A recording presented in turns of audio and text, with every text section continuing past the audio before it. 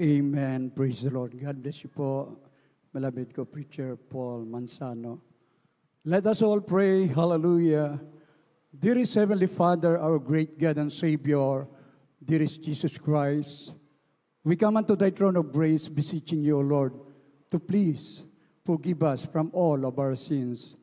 Anoint your message of salvation and bless us all in the name of our dearest Jesus, and we cast out all demons of hindrances, doubts, and unbeliefs. Cast out in the mighty name of our dearest Jesus.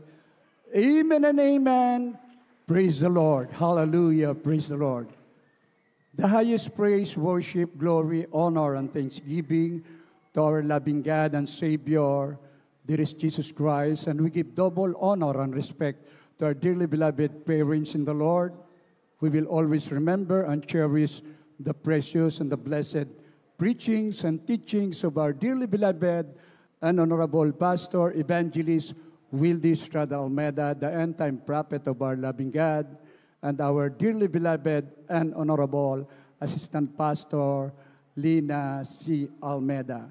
And to all the beloved Almeida family, the beloved children, hallelujah, to our beloved preachers, workers, our beloved brethren, especially our beloved visitors, welcome to the royal family of God. Amen and amen. Praise the Lord. Today, this is reality. We're facing on a perilous time. Ibig sabihin, maigsi na po yung panahon. Nasa huling panahon na tayo, Satan is like a roaring lion. Talaga pong sasakmalin niya ang maraming tao upang maging masama. Atin pong basahin 2 Timothy chapter 3 verse 1. Amen.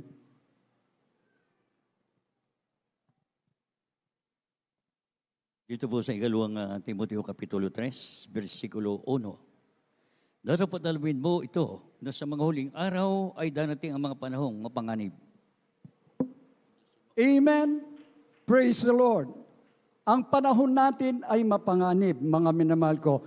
Mapalad tayo dahil sa panahon natin, nandito tayo sa tunay naman na gawain. Lahat magsabing, praise the Lord.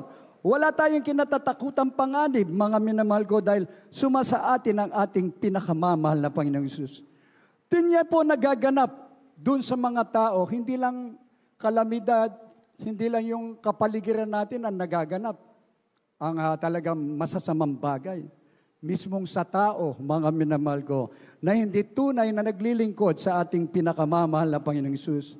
Kaya nga sinasabi po, sapagkat ang mga tao ay magiging maibigin sa kanilang sarili, maibigin sa salapi, mayayabang, mga mapagmalaki, mapangtungayaw, masuwayin sa mga magulang, mga walang turing, mga walang kabanalan.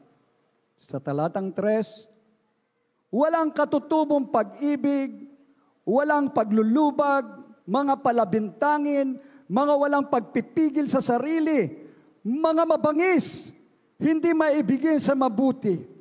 4, ang sabi po, mga lilo, mga matitigas ang ulo, mga palalo, mga maibigin sa kalayawan, kaysa mga maibigin sa Diyos. Na may anyo ng kabanalan, sabi po sa 5, datapat tinanggihan ang kapangyarihan ito, lumayo ka rin naman sa mga ito. Lahat magsabing, praise the Lord. Ito po ang nagaganap po sa mundo natin. Sa Indonesia, tila baga, wala nang pakialam sa kapwa nila. Sa naganap na kasalukuyan, na rally nila, mga minamahal, bakit? Tinitingnan nila ang mga pamahalaan. Mukhang agrabyado sila. Ngayon, mga minamahal, tingnan mo yung aktual na nagaganap. Patay ang kaliwat kanan, nakawan bawat kaliwat kanan, mga minamahal ko. At least sa bansa natin, payapa, may hustisya. Imbestigahan ang may kinalaman ng korupsyon.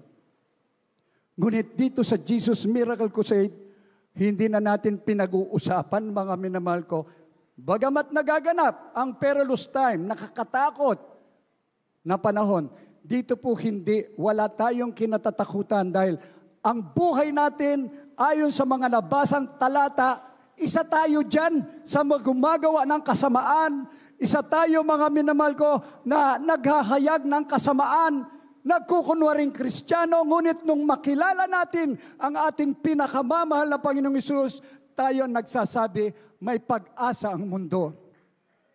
The law of the Lord is perfect, converting the soul. Ang batas ng tao, talagang kahit gamitin yan, kulang pa rin Hindi nasusunod ng tao. Ngunit ang batas ng Diyos, na ikaw mismo at ako ay naranasan natin, nais nating gumawa ng kasamaan, ayaw na natin. Bakit? Meron tayong tunay na takot sa ating pinakamamahal na Panginoong Hesus. Naniniwala tayo pagka tayo'y bumalik sa dati nating kalalagyan, totoo po, may impyerno. Kaya yung mga tinawag na nauna hanggang kasalukuyan na nanatili, mapalad ka, mapalad tayong lahat, nagpapatuloy tayo, ngunit yung mga tumalikod, nakakatakot na bagay ang malaglag sa kamay ng Diyos na buhay. Nasa langit ka na, tatalon ka pa doon sa kapahamakan. Walang kabuluhan. Kaya sinasabi po ng banal na kasulatan, mga minamahal ko, hallelujah, na sa huling panahon, ang bawat isa sa atin, mga minamahal ko, tayo po maging karapat-dapat sa Ebanghelyo ni Kristo upang tayo'y lubos na pagpalain ng ating dakilang Diyos. From the book of Philippians chapter 1 verse 27, atin pong basahin. Dito po sa aklat ng Filipos, Kapitulo 1, talatay 27. Ang inyo lamang pamumuhay ay maging karapat-dapat sa Ebanghelyo ni Kristo, upang maging ako ay dumating at kayo'y makita o wala man sa harap ninyo, ay mabalitaan ko ang inyong kalagayan, na kayo'y matitibay sa isang espiritu, na kayo'y magkaisa ng kaluluwa, na nagsisikap sa pananampalataya sa Ebanghelyo. Amen. Amen. Ito ang nais ng ating dearly beloved parents in the Lord, the beloved children, kahit hindi natin sila makapiling, ngunit yung turo at aral nila nananatili sa puso natin. Isinasagawa natin, mga minamahal ko, ang tungkulin bilang Kristiyano. Ang inyong lamang pamumuhay, maging karapat-dapat sa Ebanghelyo ni Kristo, upang maging ako ay dumating at kayo'y makita o wala man sa harap ninyo, ay mabalitaan ko ang inyong kalalagyan na kayo'y matibay sa isang espiritu, na kayo'y nangagkakaisa ng kaluluwa, na nangagsisikap sa pananampalataya sa Ebanghelyo. Mga minamahal, we're preparing for the celebration of the Talipaw Sulu Peace Mission. Isang buwan na lang, mga minamahal ko. September ngayon, susunod na buwan, October. Sino ang gagamitin sa huling panahon? Na ang kaganapan ngayon, nakasamaan, i-refresh natin yung kabutihan na ng ating mahal na Panginoon.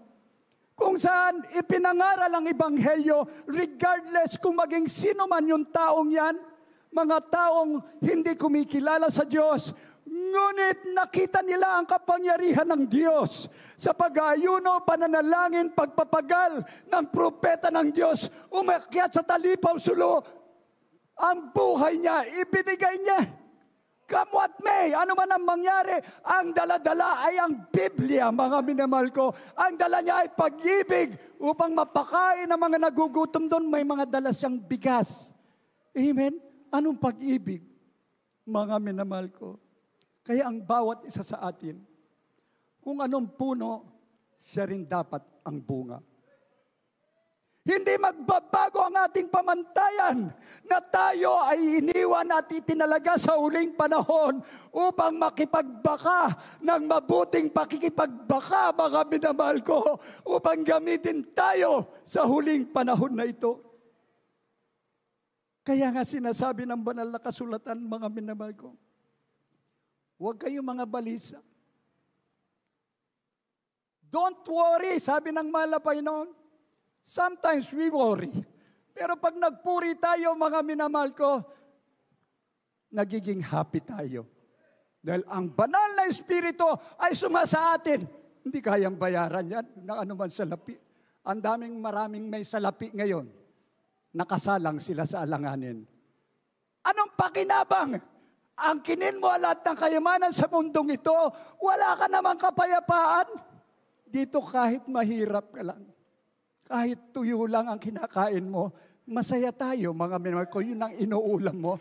Masaya tayo nagpupuri, nag-hallelujah. Pero hindi naman pinahintulot ng Diyos.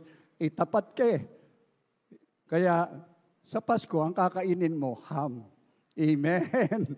Masarap na. Fried chicken na. Bakit? Ang Diyos ay tapat sa bawat isa sa atin, mga minamahal ko. Atin pong basahin. Dito po sa Pilipos, Kabanata 4, talatang 6. Pilipos Kapitulo 4, versikulo 6. Huwag kayong mga balisa sa anumang bagay, kundi sa lahat ng mga bagay sa pamagitan ng panalangin at daing, na may pagpapasalamat ay ipakilala ninyo ang inyong mga kahilingan sa Diyos. Amen. Amen. 100% for sure. Kilala ng ating minamahal at ginagalang na parents in the Lord, the beloved children, ang Diyos totoong tumutugon sa panalangin, mga minamahal ko. Narinig ko ang patotoo ng ating dearly beloved pastor. Mula sa ating dearly beloved assistant pastor, walang makain. Nag-ayuno. Gutom talaga ang ating dearly beloved pastor. Nanalangin siya. Malapay nun, bigyan mo ako ng breaking, bahala ka na. Could you imagine?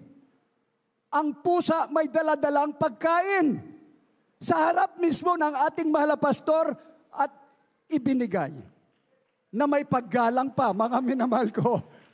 Tinugon ng ating pinakamamahal na Panginoong Hesus. Sa anumang bagay, huwag kang mabalisa. One time, nailak yung main door ng ating dearly beloved pastor sa bahay nila, dearly beloved parents in the Lord. Wala, Panginoon, buksan mo. Nanalangin, sa pangalan ni Jesus, magbukas ka. Biglang tumunog, click. Ibig sabihin, nabuksan yung pintuan. Amen.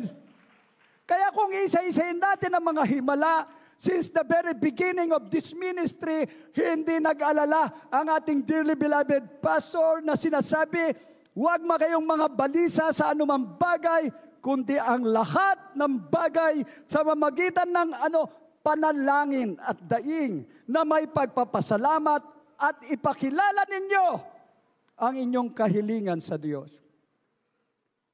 Kayo rin ang makakasagot nito. Kailan kayo hindi tinugon ng Diyos? Di ba yung last minute, segundo na, malapag nun tila hindi mangyayari? Mangyayari po. Dahil ang Diyos, tinitingnan niya lang kung hanggang saan ang iyong pananampalataya. Pero pag nakita ka niya nang umiiyak, nagsusumamo, totoo po, mga minamahal ko, napakabait ng Diyos. Kahit sa mga kalamidad, hindi ka matatakot. Kasama ko ang aking beloved wife noon. Diyan po sa dako ng Malinta, napakalalim ng baha. Sweetheart, hindi na tayo makauwi. Tiningnan ko ang sweetheart ko. Sabi ko, ba't ka nababalisa? Minsan nga ang problema, drought, walang tubig. Ngayon, sobrang tubig, nababalisa ka. Yun ang problema. Dapat nagsanay kang lumangoy noon nung bata ka. Hindi bali, ililigtas tayo ng Diyos. Mga minamahal, isang trailer ang bumugad sa harapan namin. Biglang umarangkada, mga minamahal ko, yung tubig, hinawi niya. Sabi ng mahal na Panginoong Jesus, sundan mo anak, hindi kayo malulunod. Ililigtas ko kayo. Nakarating kami sa Pangpang. Could you imagine? Nandun na kami. Ba't ka umiiyak, sweetheart? Umiiyak ako dahil napakabuti ng Diyos.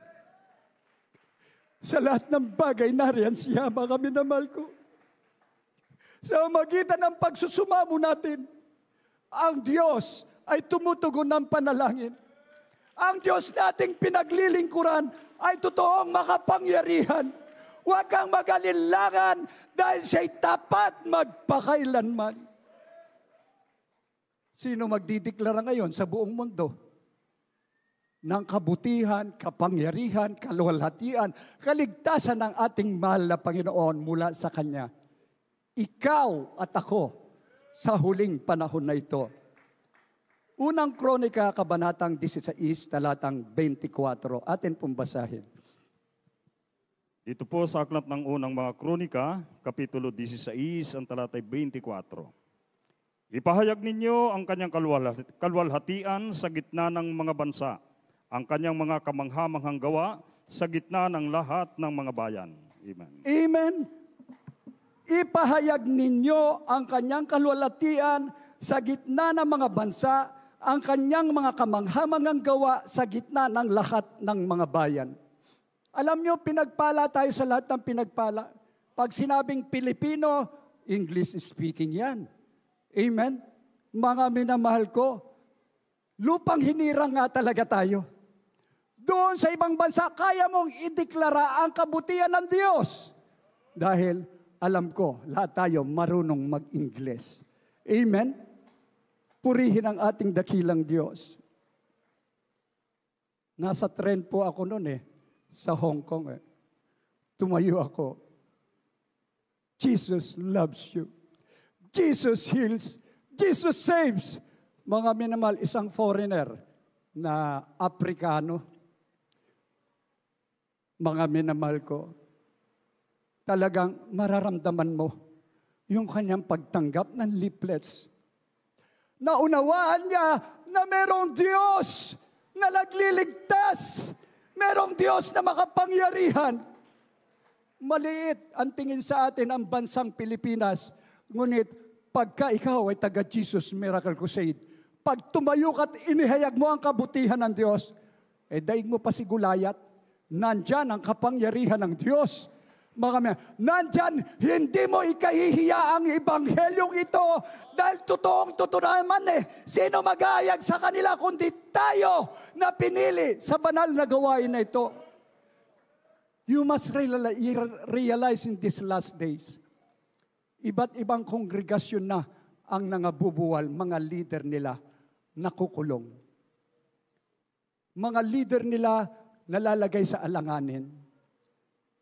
Mga minamahal ko, ngunit ang ating pastor, binigyan tayo ng tunay na pastor na pwede natin ipagmalaki sa buong mundo. Nakianabagan tayo ng ating mahal na Panginoon na sa kanyang pag-ayuno, pagluhod, mga minamahal. Hindi ba't kinahabagan tayo, mga minamahal ko? Hindi na tayo nakapila doon sa mga ospital.